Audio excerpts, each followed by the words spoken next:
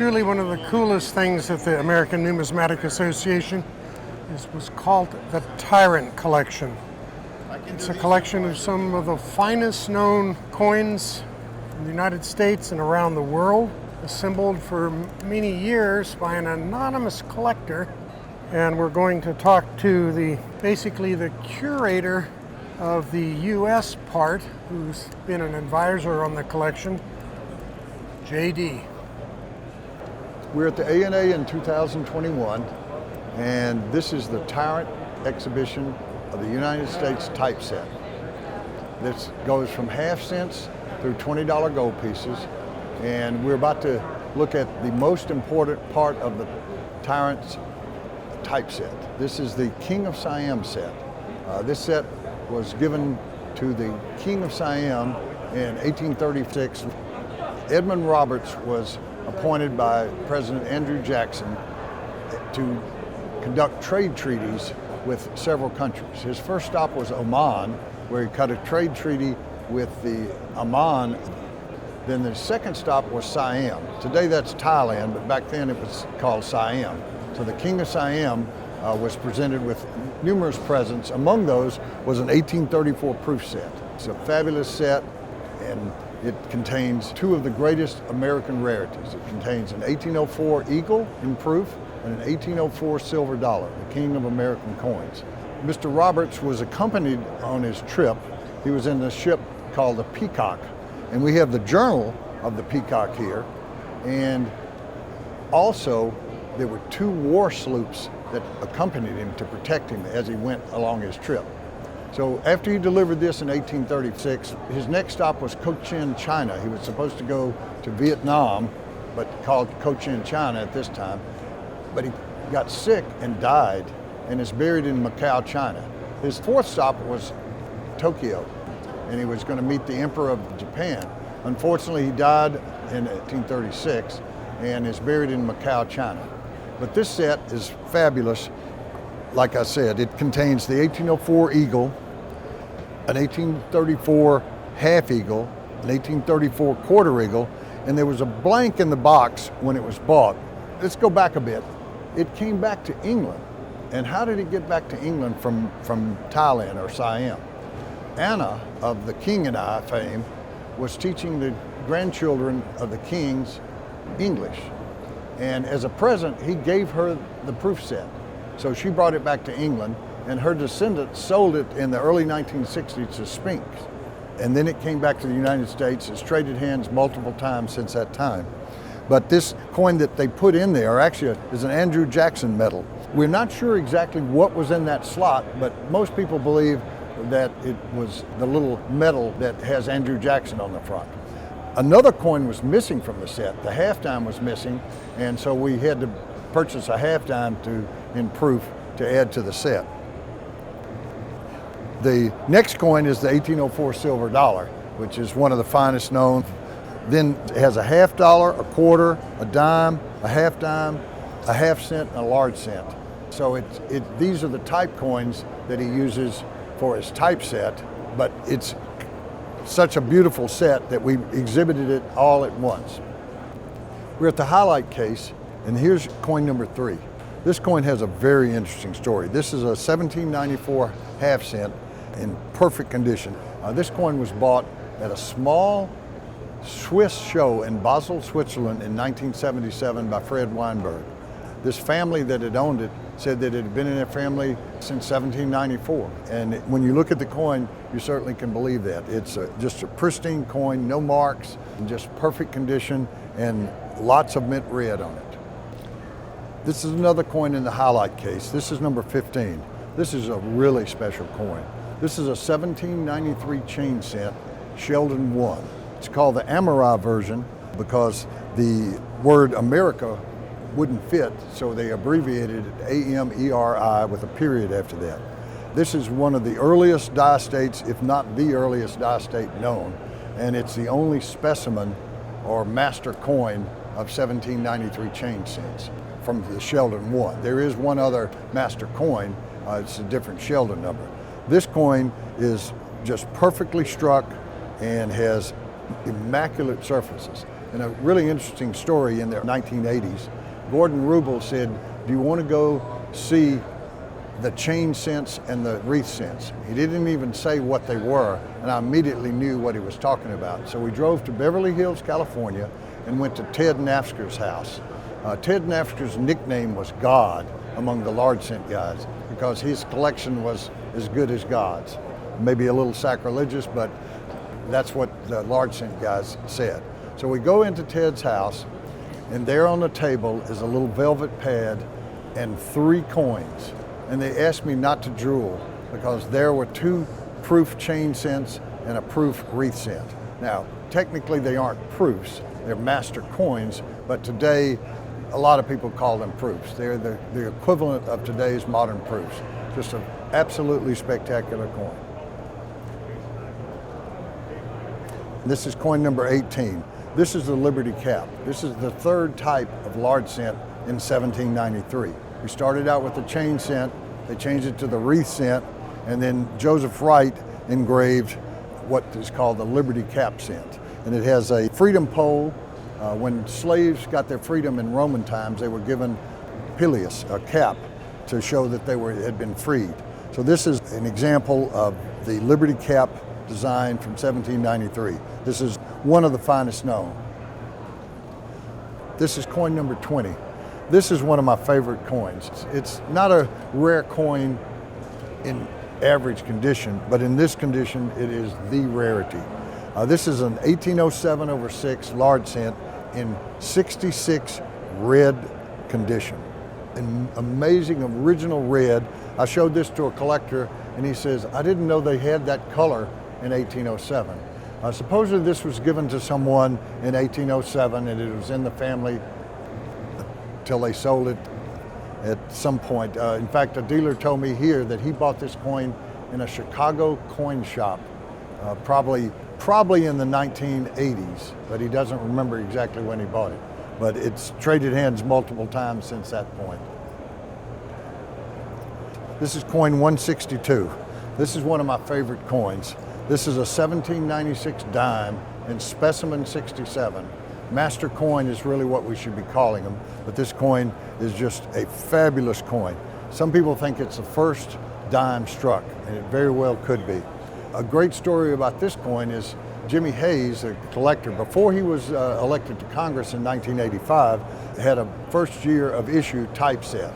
And this was not his coin, but he got a call from the owner of the coin who said, I've got a 1796 dime.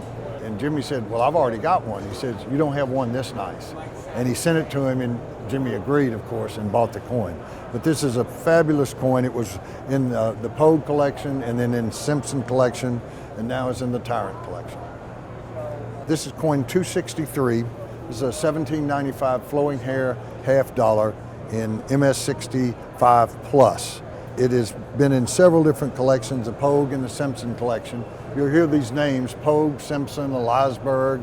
Lots of these coins, Garrett, are from famous collections. They've come down through the numismatic community and appeared in different auctions. Jimmy Hayes told me that he thinks this is the coin, he's not sure, that was in the 1795 mint set that was owned by the doctor who had the 1796 dime. This is coin 265. This is a recent addition to the Tyrant collection. This is a 1797 $half in mint state 66. This is from the Pogue collection. It has an interesting story also. Jimmy Hayes was offered this coin when he was a teenager, couldn't afford it. It has an illustrious pedigree. It's traded hands several times since that time. It was recently bought by the Tyrant. This is coin 321. This is another one of my favorites. This is a 1795 small eagle dollar in master coin condition. It's graded specimen 66. It is the finest known of the type and the only specimen in existence. When it sold in the Garrett sale, it received applause because it sold for well over $100,000. This coin also was in the 1795 mint set from Dr. Ketterman that Jimmy Hayes bought. So Jimmy bought the coin and it was sold in his collection in 1985, and I believe the Pogues bought it then. And then it stayed in the Pogue collection until it was sold in one of the Pogue sales. This is coin 324. This, again, is one of my favorite coins, and I have a great story for this coin. This is an Eric Newman coin. It's graded 67. It is the finest bust dollar in existence. I've never seen anything close. I was visiting Eric Newman in either 2002 or 2003, and he said, let's go down to my safety deposit boxes in the bank and look at some coins. And I said, yes, I definitely want to do that. So we went down to this box, and I looked at his bust dimes, his bust quarters, his bust half dollars, and the bust dollars. When I got to the bust dollars, they were in weight Raymond boards. So there's 6 coins, 3 and 3. And I'm looking at the dollars, and I see this $17.99, and I asked Eric, can I remove the slide and look at this coin? And I looked at it, it looked like an ADS Morgan dollar. And I put the slide back, and I said, Eric, I'll pay you $250,000 right now for this coin. And he looked at it on the back of it, and he goes, I paid $15 for it. So when he bought it in the 1940s from the Colonel Green collection, coins were very inexpensive. This is coin 351. This is 1796 No Stars quarter eagle in mint state 65 condition. It's one of the finest known, if not the finest known, and it is just beautiful luster, amazing strike, and a perfect first year of type. This is coin 353. This is certainly one of my favorite coins. There's lots of favorites in here, but I tell people I broke my arm for this coin. And they go, what do you mean? Well, in 1983, I met Jimmy Hayes at the Kansas City airport, and we were picked up by Dr. Ketterman in his Thunderbird, his brand new 1983 Thunderbird, and we drove to a bank. Jimmy gave the bank a cashier's check, and we picked up this 1808 quarter eagle. That was fine. We had about 2 hours, 3 hours before my flight to the coin show I was headed to. So he said, let's go to another bank and I'll show you some more coins. So we went to another bank. We saw several beautiful coins, including an 1831 quarter eagle that's now in a proof 67 decam holder. Just an amazing coin. As we were leaving that bank, one of the Midwestern rainstorms happened, which rain just starts pouring down so hard you can't see 10 feet in front of you. So we were scurrying to his car. I had my coins with me in my briefcase, and I slipped and fell. My briefcase broke the fall, but I landed on my elbow. And when we got in the car, I got in the back seat, I almost passed out from pain. So Dr. Ketterman says, maybe we should go x-ray that. You might have broken your arm. And I said, okay. So we went to his office, he x-rayed it. I had a small crack on the end of my elbow. He put a cast on it, took me back to the airport, and I took a flight to the Cedar Rapids 1983 Central State Show. And I had a good tale to tell at that point. This is coin 355. This is another Pogue coin. We bought this coin at the Pogue sale. It is a 1825 quarter eagle in mint state 67. Just a pristine coin, probably the finest known of the type. Certainly the finest known of 1825 and probably the finest known of the type. This is coin 371. This is a 1795 Small Eagle 5 in mint state 65. It's one of the finest known of the first year they struck half eagles in the U.S. Mint. This is coin 376. This is from the Eliasberg collection. It was later bought by the Pogues. And it's an 1831 half eagle in mint state 67 condition. Certainly the finest known of the date and one of the finest known, if not the finest known of the type.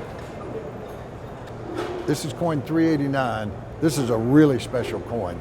This is one of the key pieces of his eagle set. This is a 1795 tin in mint state 66 plus.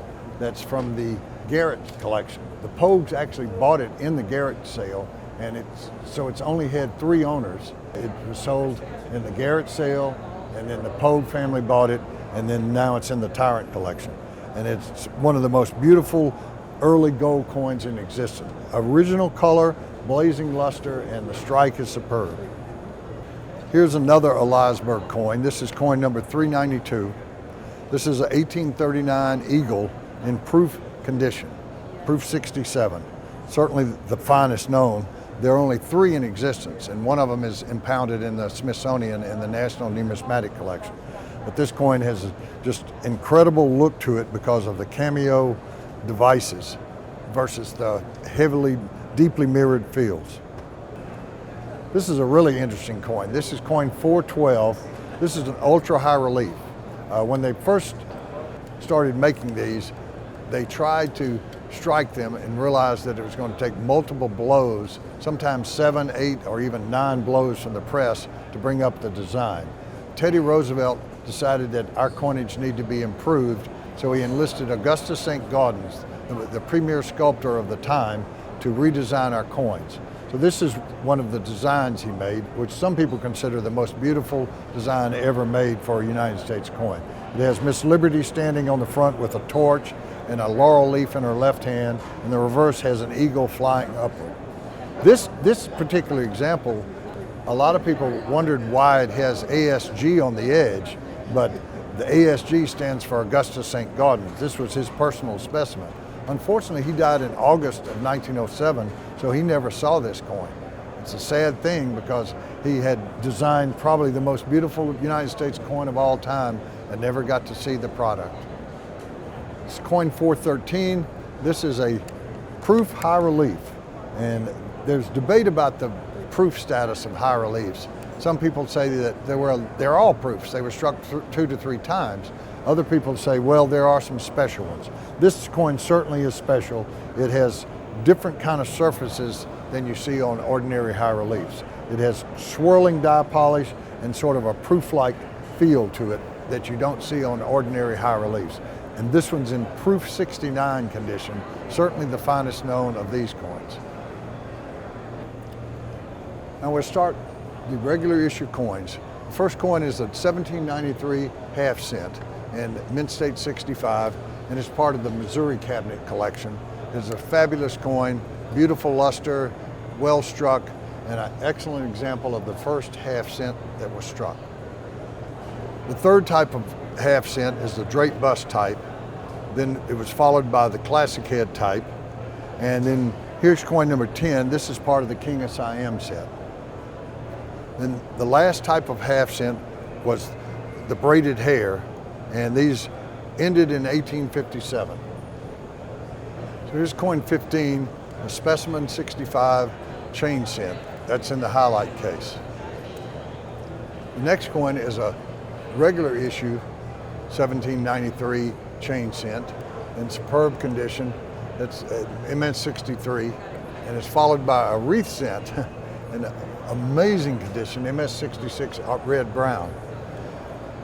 The third type of 1793 cents was a Liberty cap. This coin's in the highlight case.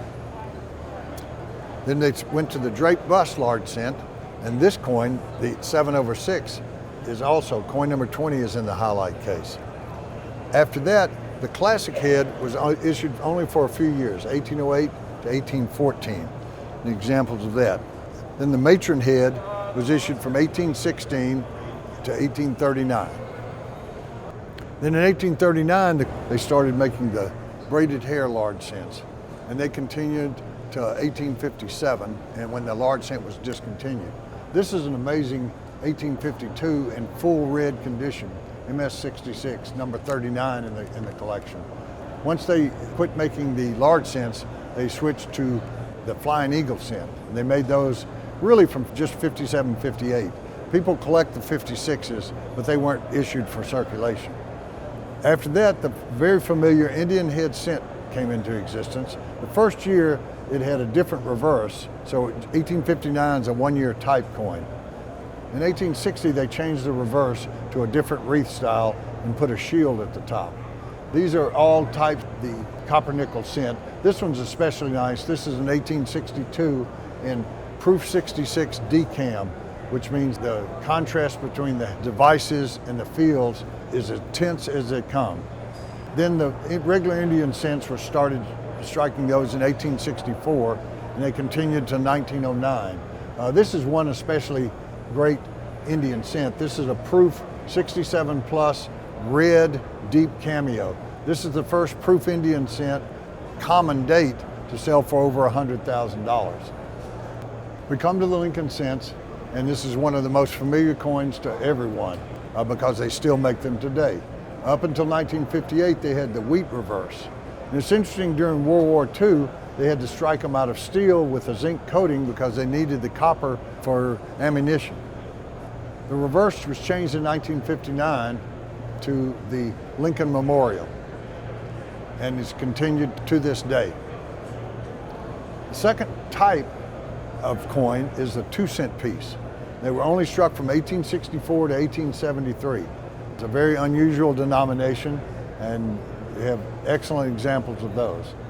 The 3-cent silvers are very interesting because that's a denomination that most people don't realize that we ever struck. But the silvers were struck from 1851 to 1873. And here's an example. This is the coin number 80, is the Garrett example of a proof, a really rare type 1 proof. The 3-cent silver series ended in 1873. However, in 1865, they started striking 3-cent nickels. And nickel, sort of a misnomer. They were 75% copper and 25% nickel, but they struck those till 1889. At the same time they were striking half dimes, they struck nickel coinage. That's our first metric coin. It weighs 5 grams. It still weighs 5 grams today. The first years, 66 and 67, they had bars in between the stars, and then they removed them because of striking problems, and you have the shield nickel without the bars in between them. And they were struck to 1883. After 1883, a new design came into being. It's called the V-nickel. The real name of it is the Liberty Head nickel. It was designed by Charles Barber. And the first year, it has a really interesting story. The first year in 1883, they did not put the denomination on it. They had a V, which is a Roman numeral 5, but some enterprising young men would gold plate them and take them into stores and put reading on the edge and buy something for less than 5 cents and hope that the cashier gave them change for $5. That quickly caught on, and they changed it in the middle of 1883 and put the word cents below it. So you have V cents or 5 cents, and they moved E pluribus unum, our motto, above the wreath there. In 1913, they struck Indian head nickels. They're never called Indian head nickels, they're called buffalo nickels, even though on the reverse is actually a bison. But everyone calls them buffalo nickels, and that's the common name for them. So in 1913, the very first ones they struck had the buffalo or bison on a mound with 5 cents in high relief, and it quickly wore off, and they realized they needed to put it in a little further into the die. So in the middle of 1913, they flattened out the mound and recessed the word 5 cents so it wouldn't wear off so fast. In 1938, they honored Thomas Jefferson by making the Jefferson nickel, and it has Monticello on the back, his home, and it's still struck to this day. Now we come to silver coinage. This is a very interesting coin. This is a 1792 half dime. Some people say dime because they spelled it on the coin D-I-S-M-E, the French spelling of it. It was supposedly pronounced dime or dime, but later we dropped the S and just called them half dimes. But in 1792, the mint was not open yet. So these were struck supposedly in John Harper's basement. And there's all kinds of stories about this coin, that the silver was supplied by George Washington. They melted down some of his plate, that's Martha Washington on the front. Who knows whether the stories are true, but the real story is Thomas Jefferson picked up 1,500 of these in July of 1792 and spent them on his way to Monticello. The next type of half dime is the 1794-95 flowing hair with the small eagle reverse. These were only struck in 1794 and 95. The third type of half dime is called the drape bust small eagle reverse. It was only made in 2 years, 1796 and 97. And then we have the drape bust large eagle, which the large eagle imitates the Great Seal of the United States. Then half dimes after 1805, there was very little demand for them, so they weren't struck again until 1829. And then the 1829 coins actually had rims on them. We started adding the rims, the little raised area around the coin, to coins in 1827. The dimes were the first ones. This is another highlight, this 1834 half dime that's from the King of Siam set. The next design is by Christian Goldbrick. It's the 1837 and 38 O, no stars, half dime. This is one of the few coins we issued that didn't have stars on it. So the front of the coin is just the portrait of Miss Liberty seated on a rock. Then in 1838, they added stars, but there was no drapery under Miss Liberty, elbow.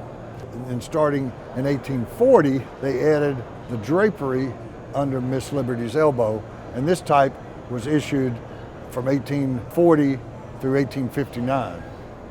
In between, the value of silver and gold fluctuated, and they had to reduce the amount of silver in them. So the half dime, dime, quarter, and half, they changed the amount of silver in them, so they put arrows by the edge of the date to denote that the weight change. Then in 1859, there's actually a one-year type coin. This was believed to have been designed by an assistant engraver named Paquet, or Paquette, some people say. But Paquette did holes in the stars. That's the main difference, although the portrait of Liberty is slightly different also. This is an interesting coin, what they call a transitional coin. This is coin 155. It's dated 1860, but it has stars on the obverse. So it has the obverse type of the stars obverse and the reverse type of the legend. So in 1860, you get the transitional coins. Then in 1860, they also issued the regular half dime, which had United States of America on it instead of stars on the front. But the reverse is the same with the serial wreath reverse. The half dimes were struck to 1873. At that point in time, they just switched over to just the nickel coinage, which we still have today. This is one of the highlights, the 162. It's the drape bust dime in specimen 67. That type was just made in 1796 and 97. So here's an example of a specimen and a mint statement. Here's the 1805 dime in mint state 67. It's the finest of the type. It has a great story also. In 1978, the very first midwinter ANA show was held at the Broadmoor Hotel in Colorado Springs. And they held it on an ice rink, and they laid down plywood over the ice, but it was still very cold. And I'd been trying to buy this coin from Gene Edwards, a dealer, for several years.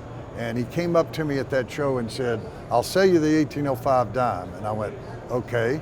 And he told me the price. And I tell people it was so cold that I took it over under a light to make sure the frost was real. But in actuality, I knew it was real. I'd been trying to buy the coin for quite some time. So I bought the coin, we sold it to a client, it traded hands a few times, and it ended up in the Knoxville collection. Oliver Young later ended up with it, and I believe that Tyrant bought it from Oliver Young. Here's a proof of the next type. This is called the cap bucks dime, and these were struck in two different formats. The large size had no rims on them, so the denticles go all the way to the edge of the coin. Then in 1827, they did an experiment to add rims to the coins. This is not one of them, but the JR10 dimes actually had the rims laid into them. Then starting in 1828, they added the rims to the coins for the dimes. And so all of the coins after that, they call the small size, although the size is virtually the same, but these coins have rims. Just like the half dimes, the first Liberty-seated dimes did not have stars on the obverse. Christian Goldberg loved that design, but they wanted to have stars on the obverse, so in 1838 they added the stars to the obverse. Again, like the half dime, there was no drapery under the elbow until 1840. So then once they put the drapery under the elbow, that particular type went to 1859. Again, they changed the weight of the silver coinage in 1853, so you have 53, 54, and 55 dimes with arrows at the date to represent the change in weight. Just like the half dimes, they struck some transitional dimes. Some people call these coins without a country because the obverse has just stars and doesn't have the United States of America, and the reverse has the type that started in 1860 with the serial wreath. That's a transitional to the 1860 dime, which has United States of America on the front and one dime on the reverse with the serial wreath reverse. There was another weight change in 1873. For an increase in the amount of silver, they put arrows by the date to denote the weight change. This series continued to 1891, and we have the Barber dime. It's called the Barber dime. The true name of it's the Liberty Head dime, but Charles Barber designed it, put a little B on the truncation, and so today we call them Barber dimes. These were made from 1892 to 1916. After the Barber dime series ended, they created the Mercury dime in 1916. It was part of the redesign that goes back to Teddy Roosevelt wanting our coinage to be improved. And the Mercury dime was continued till 1945, and Franklin D. Roosevelt died in 1945, and they honored him in 1946 by making the Roosevelt dime, which is still struck to this day, although up until 1964 it contained silver. Today it's made of copper nickel. The next coin is a very unusual design, the 20-cent piece. It was only really struck for 2 years, 1875 and 76. They struck them in proof in 77 and 78, but the only 2 years that they were made for circulation was 1875 and 76. We come to the quarter design. The very first quarter design was only struck in 1 year. It's a 1796 small eagle reverse, which is the familiar drape bust obverse. Supposedly it's after a portrait by Gilbert Stuart, and then Robert Scott cut the dies after the portrait. They added, just like they did on the dime, the heraldic eagle reverse and made the drape bust heraldic eagle type, and that type went on to 1807. Quarters were not really in demand, and so there was very few struck. From 1807 to 1815 there were none struck, but there was a demand for them in New Orleans. So in 1815 they started striking quarters again, and they were struck in 1815, 1818, then 1819 and on they were struck in most years. So here's a beautiful 1820 that's in proof condition. It's another one of the Poe collection coins. Here is the second type. This is called the large size cap bust. The small size started in 1831. They added rims, just like they did to the dimes. They added the rims to protect the devices. This is the 1834 from the King of Siam proof set. Then that design ended in 1838, and Christian Gobrick's design. There weren't any no stars quarters. They started off with the no drapery quarter. But again, they added, in 1840, they added the drapery to the quarter. Just like with the half dime and dime, there was a weight change in 1853. The first year they did arrows and rays on the reverse. Then in 1854 and 55, they just put the arrows on the front. The No Motto series continued to 1865. There actually are some 1866 No Mottos, but those are actually struck in a later time. So in 1866, they added In God We Trust. In God We Trust was first added to the 2-cent piece in 1864, but it was added to all the silver coinage that they could fit it on. They couldn't fit it on the dime, but they put it on the quarters and the half dollars and the dollars in 1866. So in 1866, you have the with motto quarter. Just like the dimes, the quarters had arrows added to them in 73 and 74 for an increase in the amount of silver as opposed to the reduction in 1853. The with motto series continued to 1891, and just like the dimes, we have the Barber quarters. These were designed by Charles Barber. These were struck from 1892 to 1916. At that point, the design was changed in 1916 to the Standing Liberty quarter. The Standing Liberty quarter, the Type 1, was struck in 1916 and 17, and the major difference is there are no stars underneath the eagle. In the middle of 1917, they decided to put 3 stars underneath the eagle. They decided it would look better, and they added E pluribus unum a little bit higher in the field to balance the design. In 1932, the 200th anniversary of George Washington's birth, they started issuing the Washington quarter, which is still issued to this day. Through 1964, it was struck in 90% silver, and then today it's struck in clad. This is one of the highlight coins, the 1795 flowing hair half dollar. It was just struck in 1794 and 95. Then the 1796 drape bust small eagle. We discussed the 1797 in the display case as one of the finest known. It's an MS-66. Then they added the reverse, the drape bust obverse. They put the heraldic eagle reverse just like they did for the dimes and the half dimes. And that continued to 1807. The workhorse denomination during the 19th century was the half dollar. We quit making silver dollars in 1803, even though there's a reported mintage in 1804, they were dated 1803. So in 1807, the cap bust half dollar was introduced. And there have been little minor changes to it from 1808 to 1834, but the main designs remained the same. They continued it in 36. Then in 1836, they added rims to the coins and struck them on a steam press. So this is called the reeded edge half. It's basically the same design, but they changed up the edge of the coin so that they could put a rim on it. It also, the reverse, instead of 50C period, they put 50 cents. And that type was struck in 36 and 37. Then in 38 and 39, they actually put half doll on the coins. After the cap bust reeded edge type, Christian Goebrecht introduced his liberty seated type. So the no motto liberty seated, the first year, 1839, had no drapery from the elbow, just like the half dimes and the dimes and the quarters.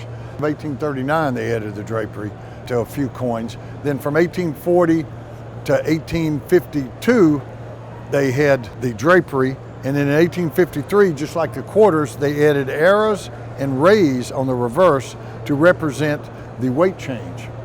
In 1854, they removed the rays from the reverse and just left the arrows for 1854 and 55. From 1856 to 1865, the no motto half dollar continued to be struck. Then in 1866, they added the motto, "In God We Trust," above the eagle. There was another weight change in 1873. They put arrows by the date to denote the weight change. In 1892, just like the dimes and quarters, the barber half dollars were struck, and they continued till 1915. Unlike the dimes and quarters, the barber half dollars were not struck in 1916. In 1916, one of the most iconic designs of all time, the Walking Liberty half, was created.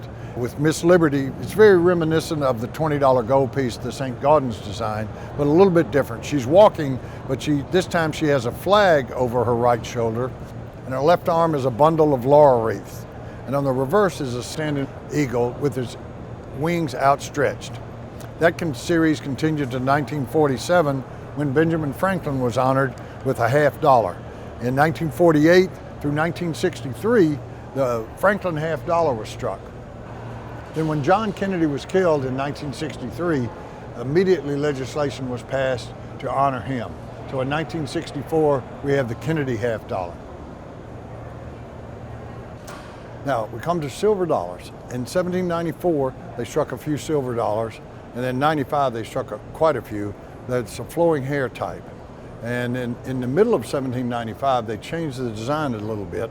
They went to the drape bust obverse, and basically the same reverse. It's a little bit different design, but it's basically the standing eagle with his arms outstretched and a wreath. That design was used from 1795 through the middle of 1798. And then again, just like the dimes, the quarters and half dollars, they used the heraldic eagle reverse with the drape bust obverse design. That design went to 1803, although this particular coin's in the display case, so is the 1804 dollar, of course, is part of the King SIM set. There were no dollars struck in 1804, although the mint report shows a reported mintage. And so when they made up the sets, they thought that there were dollars struck in 1804, but they were actually dated 1803 and delivered in 1804.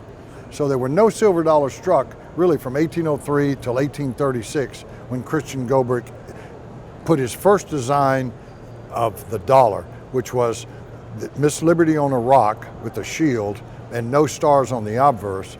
And then they put the stars on the reverse with the eagle flying. And that was considered a beautiful design, but the mint officials did not like it as much as the next design. So in 1839, they moved the stars from the reverse to the front of the dollar and had the same flying eagle. For some reason, the mint did not like that design as much as the standard design that was on the quarters and half dollars. So in 1840, they started the seated Liberty dollar with no motto above it. And that continued to 1865. And then in 1866, the same obverse design was used, and they added the motto, "In God We Trust." That design continued till 1873. And then we issued what's known as the trade dollar. It's a very interesting coin. The 8 real from Mexico and Spain was used in the trade with China and Japan. We thought we could compete with it by issuing a dollar that actually had a bit more silver in it than the normal silver dollar. A normal silver dollar has 412.5 grains of silver. So we issued a trade dollar with 420 grains. And just to show it, we actually put it on the reverse, 420 grains, 900 fine, which means it's 90% silver. So we tried to issue a coin that would be accepted in the Far East. And it was, because there's many trade dollars you'll find with chop marks. The chop marks are the Chinese and Japanese merchants that would mark the coins. Once they tested it and saw it was good silver, they would take their mark and tap it into the coin. And so if that coin came back to them and as money, they looked at it, saw their chop mark, and they knew it was good silver. So that design actually ended in 1878, but they continued making proofs through 1883, and then there's clandestinely made proofs in 1884 and 85, only 10 84s and 5 85s. But in the meantime, before that, the Bland-Allison Act was passed, and it required the mint buy 2 to 3 million ounces of silver from the Nevada silver interest. So in 1878, the Morgan dollar was created. George Morgan was the assistant engraver. William Barber was the engraver at the time, and he died in 1879. And George Morgan thought that he might get the job, but instead it went to Charles Barber, William Barber's son. The Morgan dollar is probably the most collected United States coin prior to 1950. The Lincoln cent might best it, but it's close. Morgan dollars are certainly one of the most popular coins. They were struck from 1878 to 1904, and then they weren't struck again till 1921. And they just struck in Philadelphia, Denver, and San Francisco in 1921. And after the war, World War I, that ended in 1918, they decided to honor the end of the war with the peace dollar. So the peace dollar was introduced in 1921. And the word peace is on the rock where the eagle is standing. It's interesting, the very first design, a man named Anthony DeFrancisco did the design for the peace dollar. He had a broken arrow below the eagle. And a lot of people thought that the broken arrow represented defeat. It was representing peace, but they decided to take that off and just left some laurel leaves underneath. The problem with the 1921 peace dollar, and everybody says, oh, they're weakly struck. That is not true. They're all struck with the same pressure because they were struck on hydraulic presses with 120, 140 tons of pressure. What happened is because of the design, it was such in high relief, the dies actually sunk. And when the dies sink, the actual crystalline structure of the dies collapses and the die sinks, and therefore the design doesn't fully strike up. So in 1922, they lowered the design and actually took the curvature a little bit out of the fields and made more of a flat field, less depth to the design. So that went from 1922 to 1935 when silver dollars ceased to be struck. Now we come to gold coins. James Longacre became the mint engraver upon Christian Goldbrick's death in 1844. So his first coin to design was the 49 gold dollar and the 49 $20 gold piece. And he had trouble at first because he had been a line plate engraver. He did engravings for several books. He was a wonderful engraver, but he'd never engraved dies. It's different doing a lithograph versus a coin because a coin has depth. So his first attempts, he put the stars in a certain spot on the obverse, but the reverse kept cracking. So they moved the stars further out, they still cracked, they finally moved them further in. So if you'll notice, the stars on this coin, if you look at the top of Miss Liberty, her top of her coronet is right at that star. But on this one, it's about halfway up the star. So the difference in them is they actually moved the stars inward. And that allowed the strike to be better because it was conflicting with the reverse. And when they conflict, the dies break. So this is really a second type. It's called the large head. In actuality, the heads are exactly the same. They just move the stars in and out. Then in 1854, they created the Type 2 gold dollar, and it has an Indian head on the front as opposed to Miss Liberty head. The Indian head is reputed to be his daughter. That story is probably another story that maybe has some basis in truth, but probably not. Then in 1856, they started making the Type 3 gold dollar. It has the exact same reverse, even though it looks a little bit different in the striking quality, because they had trouble striking these. They had a lot of trouble with lettering and the date not striking up. In fact, you can see on this 1855 that the date is not fully struck. So the Type 3 gold dollar, they changed the obverse and made it actually a little bit different that allowed the better striking. We come to the quarter eagles. This is one of the denominations that was in the Mint Act in 1792. The quarter eagle, half eagle, and eagle were all the gold denominations. The first year has no stars and the heraldic eagle reverse, which is interesting. There was no small eagle reverse for the quarter eagle like there was for the half dollar and the quarter and some of the other denominations. And then after that, they added the drape bust with stars in the middle of 1796, and that went to 1807. The 1808 is in the display case. That's a superb coin. That's the 1808 in MS-65. Then the next type started in 1821 and is represented by one of the most fabulous early gold coins in the display case, an MS-67 1825. The 1831 is another Pogue coin that came out of the Garrett sale, and it's an MS-67 1831 quarter eagle, just a fabulous condition. The 1834 type started the classic head, and they removed the motto E pluribus unum from the reverse because of the reduction in gold, and that stopped the exporting of our gold coins. So in 1834, they took the motto off to represent the change in weight. So in 1834, the classic head design was used, and then Christian Goldberg designed the Liberty head 2.5, 5, and 10. And these are a couple of examples. Here's a proof of the 1858. It's an extreme rarity. There's only 3 or 4 known. And here's an 1899 that's in almost perfect condition. It's a proof 68 plus deep cam. So the contrast between the fields and the devices is about as intense as you'll ever see on a gold coin. Here we have one of the most unusual designs of any U.S. coinage. This is an Incuse design.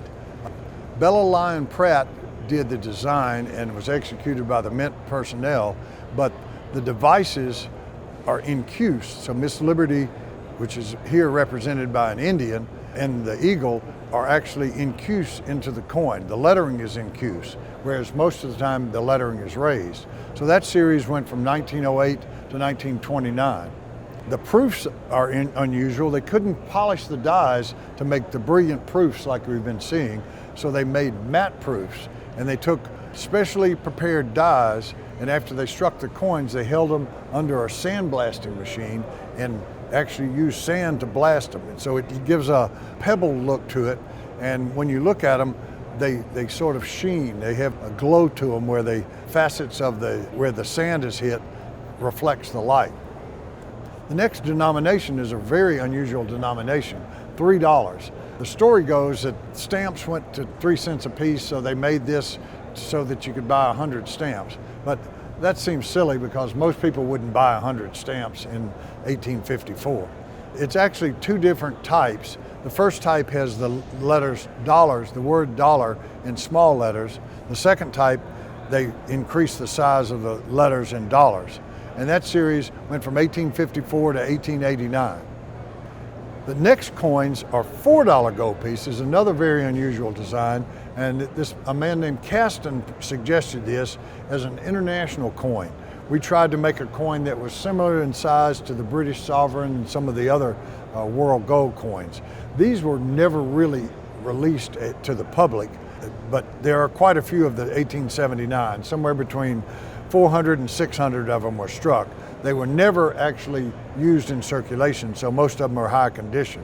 The second type, the coiled hair, they're really rare. There's probably less than 10 or 12 known of 1879 and about the same number known of 1880.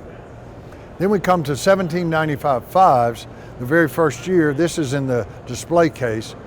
Then they added the heraldic eagle.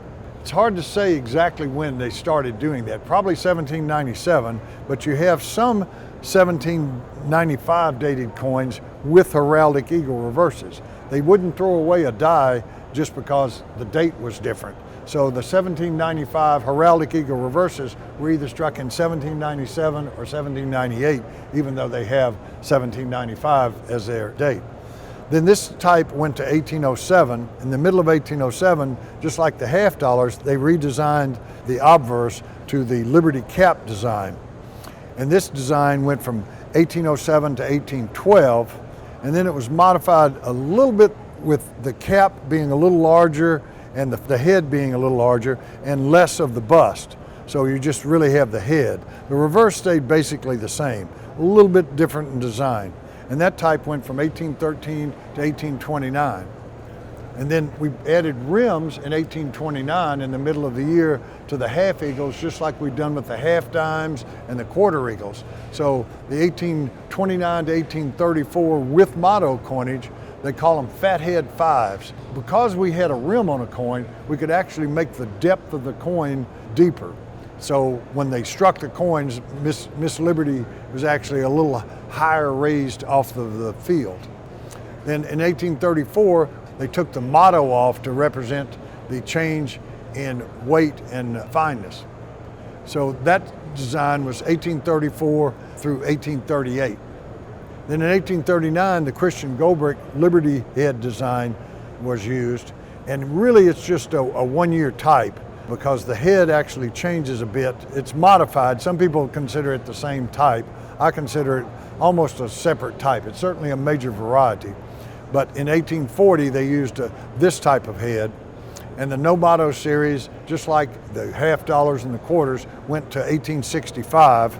And then they added the motto above on the $5 gold piece, In God We Trust, from 1866.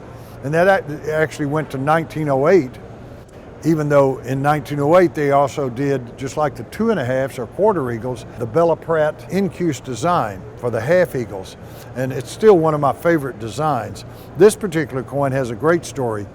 This is a 1908S. This is from the Pogue collection. This is the finest graded. This is a Mint State 68 1908S. These were part of the Virgil Brand estate. It actually was Jane Brand Allen's coin. When Virgil Brand died in 1926, but when she died, they sold her collection, but some of the coins they considered bullion, and they sent down 1923 D20s and what they thought were 1908 Philadelphia half eagles. It turns out they sent 50 1908 S5 Indians down to MTB for sale. The 1909 has an unusual finish. This is called, most people call it Roman. It's really a satin finish. Roman really means the matte proof design, and that's used on whether it's sandblast or not. This coin, they actually sandblasted the dies. That's what we believe. They either acid etched them or sandblasted them. We believe they sandblasted them. And so these coins were just, instead of brilliant proofs, they had these proofs, the satin proofs, and you have nothing done to the coin after it was struck. Now if you look at this one has the matte finish of the sandblast finish. And so after it was struck, They actually put it under a stream of sand and sandblasted it and gave it a textured finish.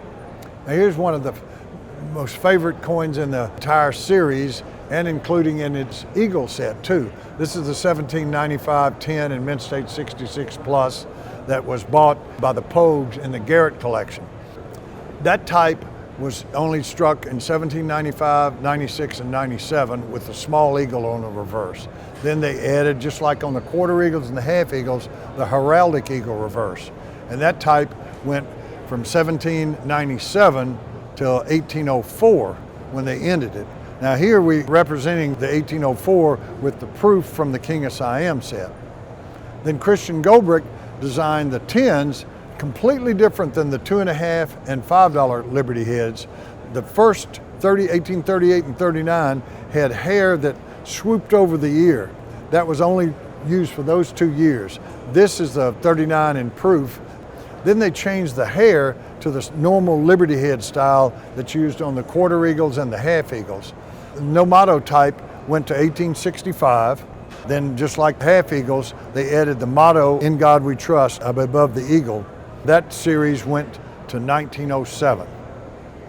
1907 is an unusual year for eagles because there are 3 different types. You have a wire edge. The wire edges they only made 500 of. A rolled edge. The rolled edge they actually thought would work, and they made about 35,000 of them, but they melted them all but 52 of them. But the design that was adopted in 1907 has no periods after the E pluribus unum, or before and after it. And then in 1908, they modified it somewhat and put "In God We Trust" back on it. Teddy Roosevelt thought that it was blasphemous to have "In God We Trust," but Congress overruled him and passed a law and said you have to put "In God We Trust." So the no motto 10s don't have "In God We Trust," and then in 1908, they added back "In God We Trust." Here's another matte proof that's sandblast. Calling them matte proofs is really wrong because this is a sandblast proof. So it was struck and then they blasted it with sand. And just like the 1908 S5, he has a 1908 S10 in Mint State 68. And that belonged to the Jim O'Neill collection and Dr. Stephen Ducker collection before he bought it. This series ended in 1933. Then after gold was discovered in 1848 at Sutter's Mill in California, we started making gold dollars and $20 gold pieces. So James Longacre designed both of them. And the first design is the Type 120, had 20D at the bottom. And then they added the motto "In God We Trust" in 1866. And that type went to 1876. And it says 20D. And then they added $20 to the bottom instead of just 20D for the Type 3 $20 gold piece. So that was struck to 1907. And then we come to the most iconic U.S. gold coin in many people's opinion. This is the ultra high relief with ASG, Augustus Saint-Gaudens, engraved on the edge. That was his personal coin, although, as I mentioned earlier, never got to see it because he died in August of 1907. They had trouble striking these. They had to strike them 7 to 9 times, so they lowered the relief a bit to just the high relief. Still took 2 to 3 blows of the hydraulic presses to strike the high reliefs, so they lowered the relief even further in 1907 to the what we call the Saint today. People just call them Saints. They're actually Liberty standing $20 gold pieces, but nobody calls them that. They come up and they say, "Do you have any Saints for sale?" So again, Teddy Roosevelt didn't like "In God We Trust" on our coinage, so there's no "In God We Trust" until 1908. And then they added "In God We Trust" above the sun on the reverse. Again, we have the matte proof, just like you would in the 2.5s, 5s, and 10s, where they struck the coins and blasted them with sand. This is the last coin in the collection of the typeset, so 1923D 20 in superb 67 plus condition. I believe this is one of the Virgil brand coins. I can't prove it, but in 1983 I bought 200 or 300 of these from MTB when they bought the bullion out of the Jane Brand Allen estate. They have a really unusual color to them. They The Colorado gold had iron in it, so they get sort of a reddish hue. You can see the red hue around the coin. And that's the complete Tyrant Collection typeset. JD, what's it been like helping to assemble the Tyrant Collection? I've been the advisor to the Tyrant Collector for about a little over 15 years, and we have meticulously picked out coins not only for their condition, but for their beauty. Sometimes we would pick coins that maybe weren't as high grade as other coins numerically, but we felt were more aesthetically pleasing. So the collection was put together for that reason. As far as the condition, there are certainly many condition census coins and finest knowns, but we picked coins that we felt best represented each type.